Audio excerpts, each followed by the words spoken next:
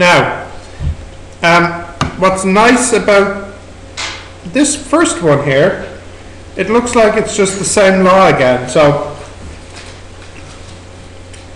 a cylinder contains helium gas at pressure 8 times atmospheric pressure. So it would be this.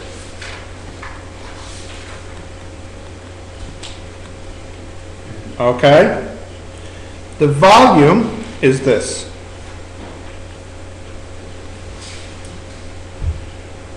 And the temperature is this.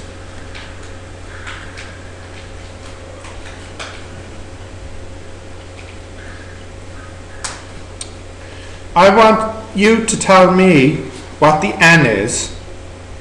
So I'd like you to calculate that for me, please. You got your calculator?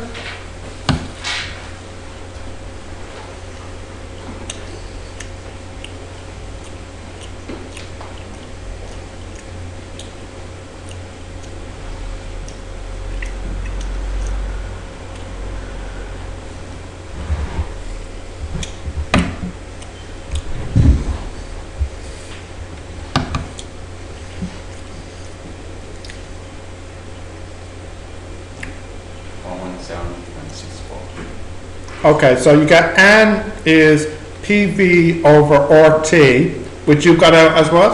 117.64.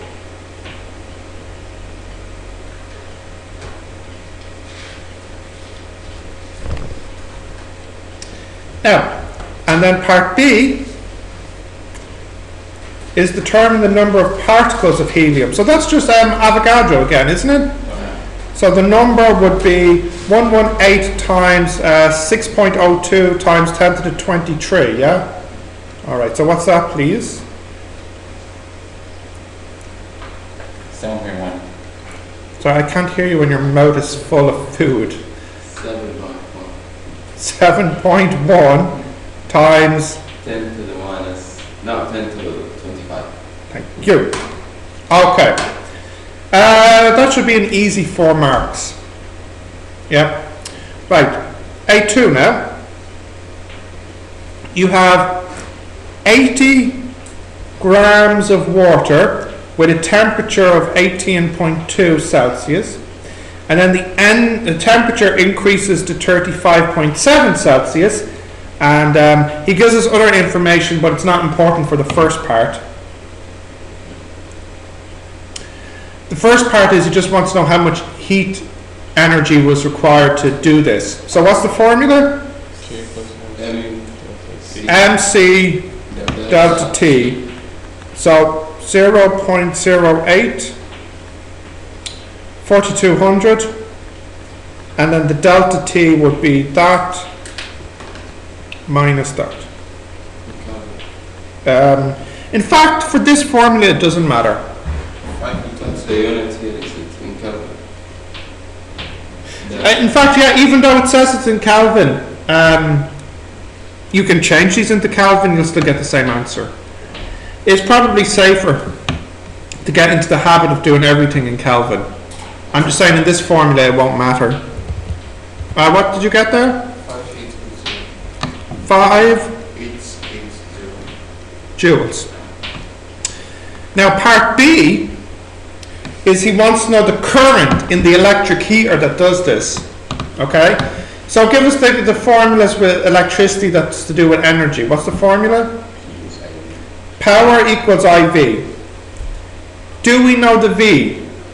Yeah. Do we know the I? No. Do we know the power? No. But what is power?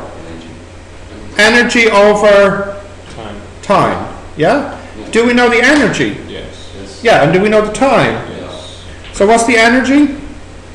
What did we say it was? 5880. And the time? 172. 172, is it? Yeah. And then I'll divide by the V. No, sorry, divide by the V, which is 9.5, and that would give me the I. 3.60.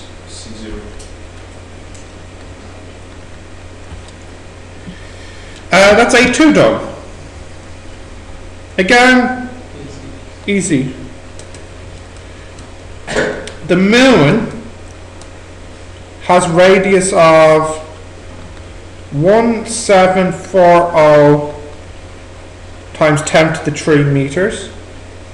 And then the gravitational field strength on the surface of the moon is 1.62. Now there's a formula for this. I don't know if it's in the formula book. I can give it to you. Let's see if it is in here first. It is. If you look at the very top of page 4, he gives us two formulas for the gravitational field strength. And we'll use the second one. G equals gm over r squared. So we have 1.62 equals 6.67 times 10 to the minus, 19. G is 6.67 times 10 to the minus 11 times m over r squared. So he wants the m, so just a little bit of cross multiplying here. M equals 1.62 times 1740 times 10 to the 3 squared all over 6.67 times 10 to the minus 11. It should be a really big number. What is it, please?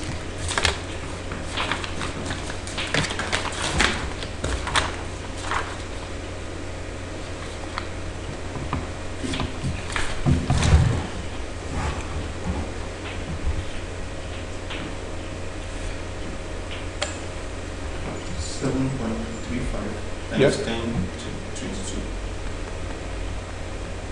Yeah. And then the next part 2, is he wants the density. What's the formula for the density?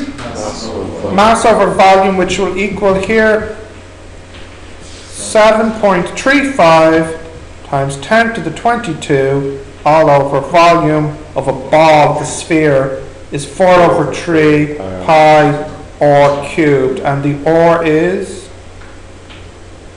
1740 times 10 to the 3.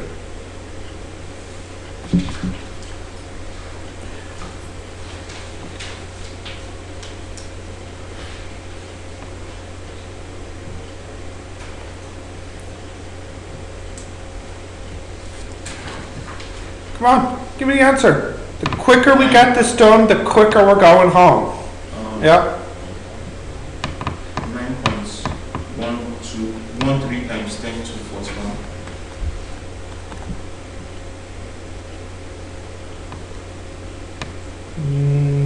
No, that seems amazingly big.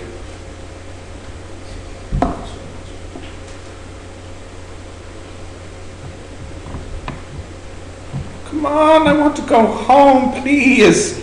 Someone give me the answer that seems sensible. Yes.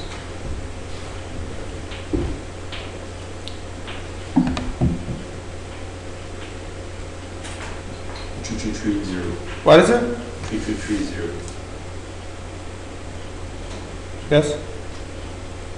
That seems more sensible. Thank you. Okay, A4 now. Sodium has a half-life of 15.1 hours. I should change that into seconds. So what's that in seconds, please? Times 3,600.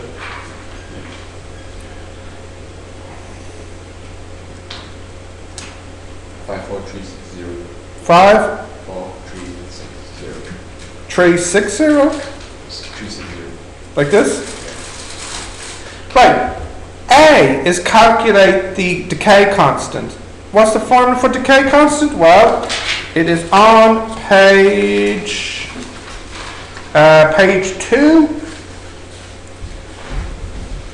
Lambda equals 0.693 over t a half. So Brandon, if you can just do 0.693 divided by that answer you got previously.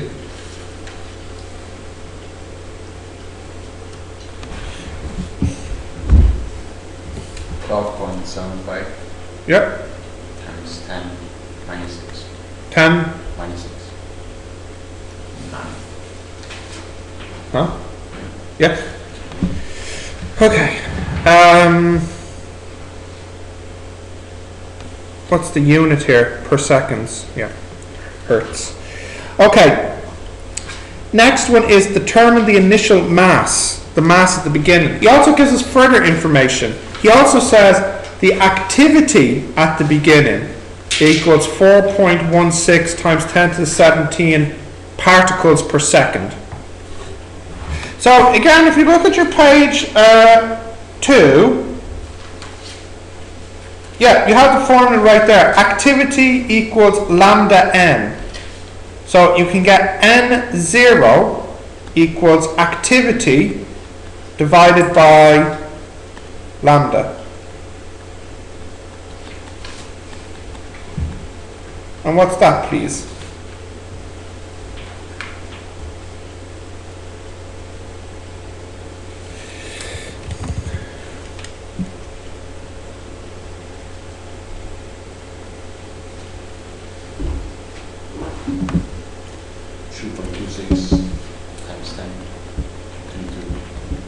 Now, does that answer the question? No, it doesn't, because what does he ask for?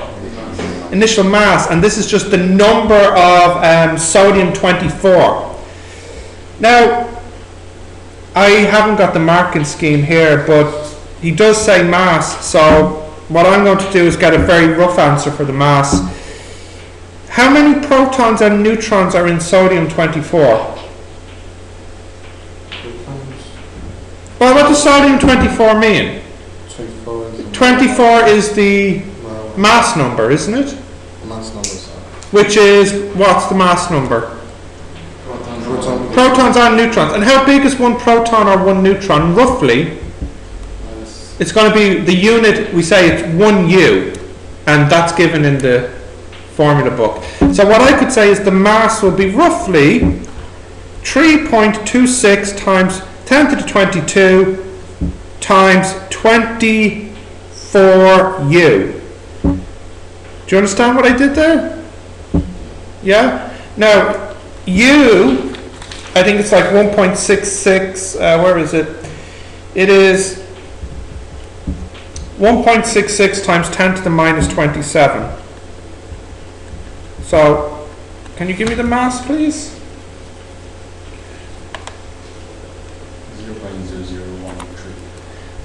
0.0013. So what's that? That's about 1.3 grams of sodium 24. Okay, are you happy with that? You don't look happy. Are you happy with that? Yeah? Too hot to be happy, is it? Right, 8.5, part A. What is centripetal force?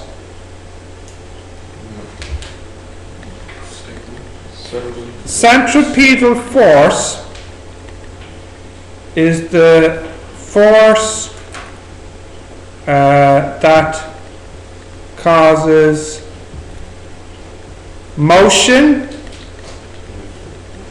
in a circle. And I should also say it's constant velocity. And I should also say, which direction does the force act? The force acts which way? What direction does it act? Towards the center. Towards the center, yeah. All right. That should get us our 2 marks. B.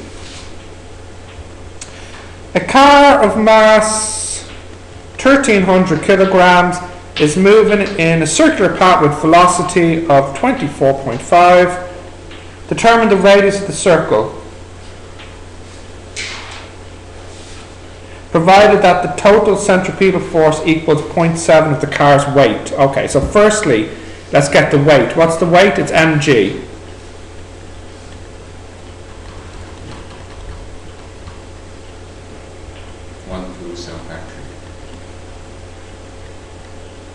Now, he says the centripetal force is 0.7 of that. So if you... 1, 2... What is it? 2.753. 0.3.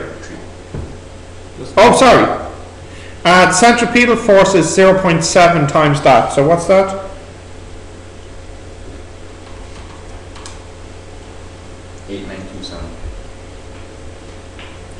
Now, if you look at your formula book, you can see the circular motion force we'll need to use is the formula. We can use this one here. I'll write on the next page. A equals V squared over R. Or if you prefer, if I multiply both sides by M, what's MA? 4. So force equals V squared over R times M. Do we know the V? Yes. The F? Yes. The M? Yes. What do we want? R equals mv squared over F, which equals, for this example, 1300 24.5 squared over F 8927.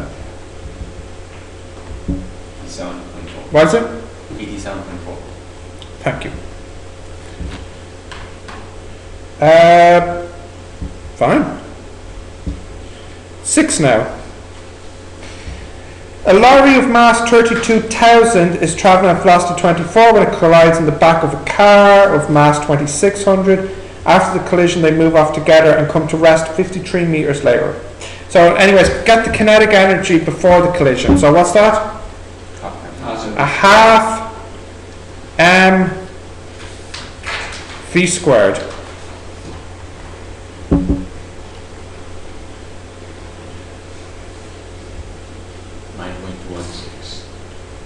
.216 times 10.6. Thank you. Right, B part is determine the velocity of the lorry and the car after the collision. How can I do that one? Momentum. Very good, momentum. So you have m1 u1 plus m2 u2 equals the mass afterwards. Well, when they stick together, their mass would be 34600, and their velocity is what you want, the v. So not too difficult, really. 22.2. Right, next one. C, the loss in kinetic energy. So I should get the kinetic energy after the collision, which would be a half m v squared.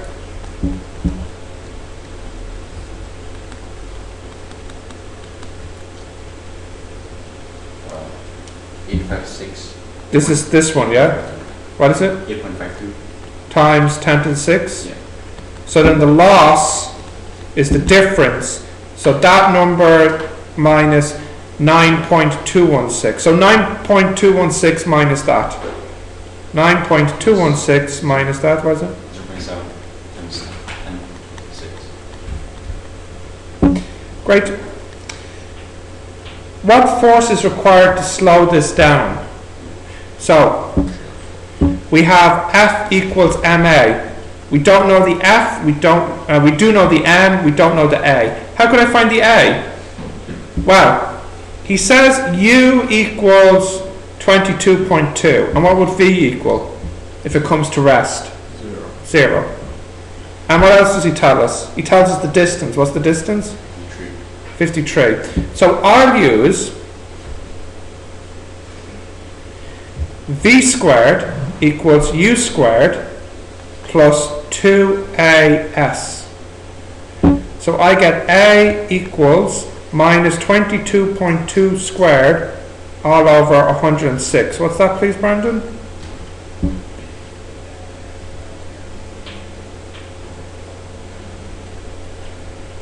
Minus 4.65. Minus. 4.65. Now I put that in here to get the F. So F equals MA, and remember the M is, what do we say? It is 34,600. 160. Yeah, 900. newtons. Okay. Happy? Oh, so happy. 7. Electron has velocity of 3.64 times 10 to the 7 meters per second. Yeah? Okay. Determine the de Broglie wavelength. So if you remember the formula, the formula is the wavelength equals Planck's constant over mv. Planck's constant is 6 point something. What's Planck's constant? Times 10 to the minus 34. 7? Is it? A 6.65 or 6.7? 6.3. The mass of an electron, Brandon, why you have it there? I know there's a to minus 27, isn't it? It's 9.11. Yeah. And it's 10 minus 31. Okay, and then the velocity is 3.64 times 10 to the 7. So please calculate that.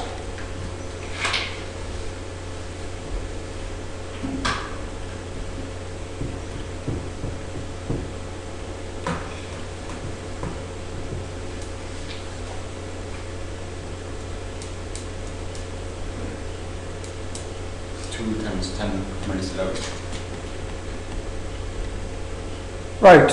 Whoops. B. What is the energy of a photon with this wavelength? Well, what's the formula for energy? HF. But we don't have F, we have lambda. So what's the formula to change it? C equals F lambda, lambda F, yeah?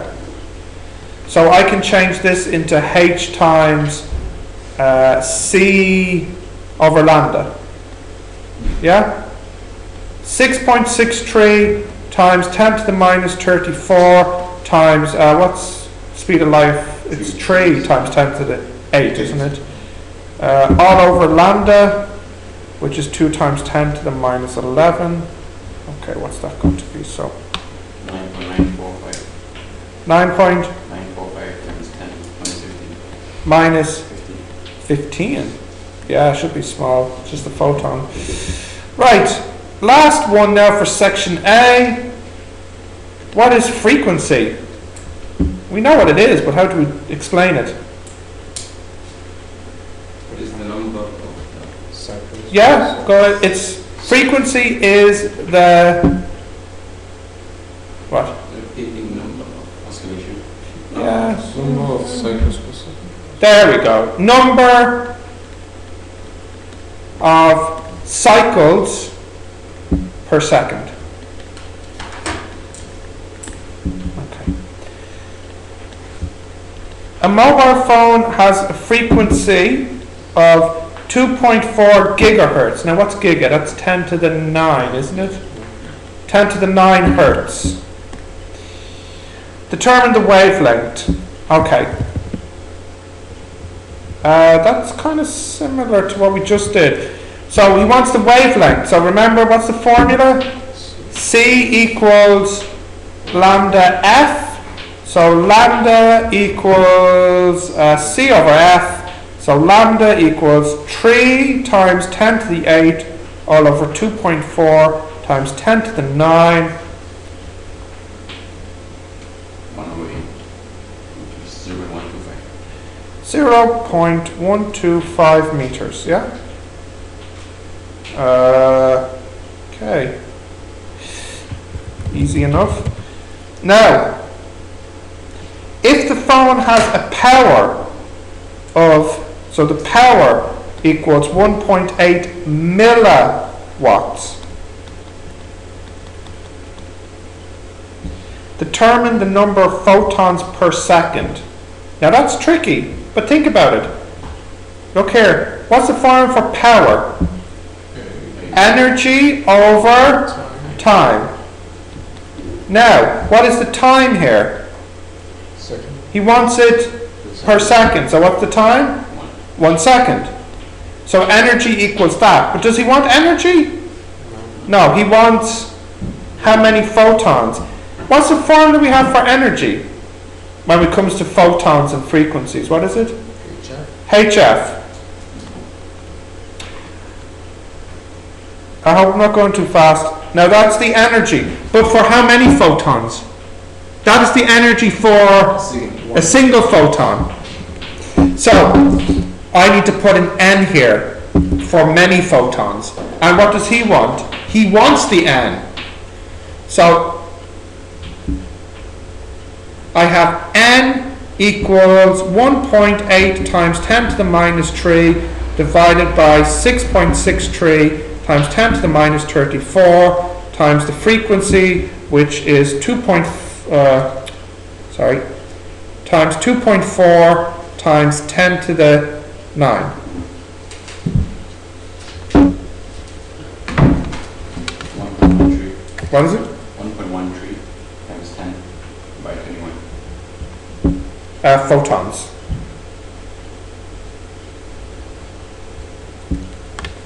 Think about that. If I take out my phone here, and you know the signal comes out, okay? Per second, that's how many photons come out. Per second. Now you might say, hang on. Hold on, Stephen. If there's photons coming out, why can't I see it? What's the answer? Too small. No, not this. It's the frequency. Remember, for light, you can only see between two frequencies. This frequency is too high. You can't see it. Remember? For you. Yeah. Okay. Is that one okay? Number 8 for you? Yeah? Okay. Well, look. These are all getting up. Oops.